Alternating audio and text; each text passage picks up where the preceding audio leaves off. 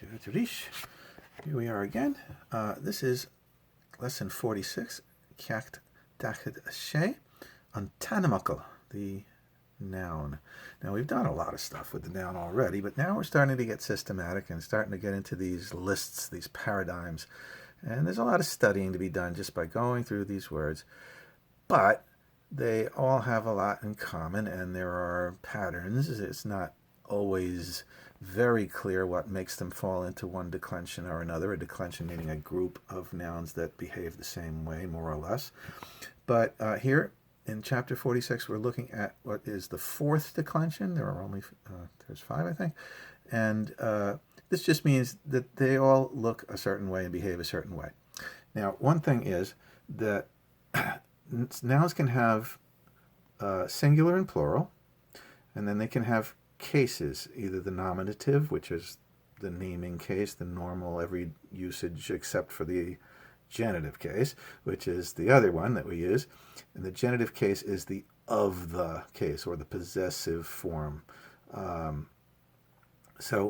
are a handful of words that have a dative case too, but don't worry about that. You're not going to have to study that really.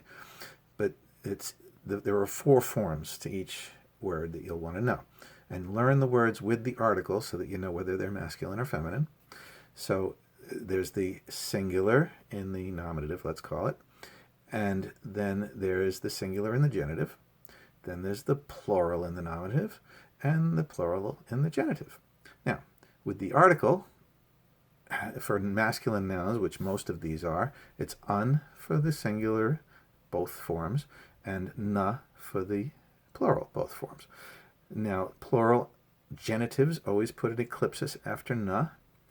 And in this group of nouns, all of the plurals are going to have, almost all of them, there's never any declension that behaves exactly the same way through everything, but most of the plurals, almost everyone, is going to have an I fada ending for the plural, or if it's broad, it will be a I fada. And when it's the same plural ending, that's what's in common here. For both the nominative and the genitive plurals, they have the same plural ending. That's called a strong plural. It's strong that it doesn't want to give up and be different in the 2 different forms. There's also a weak plural, and that we'll see in other nouns. But these all have strong plurals. They all end in that I fada.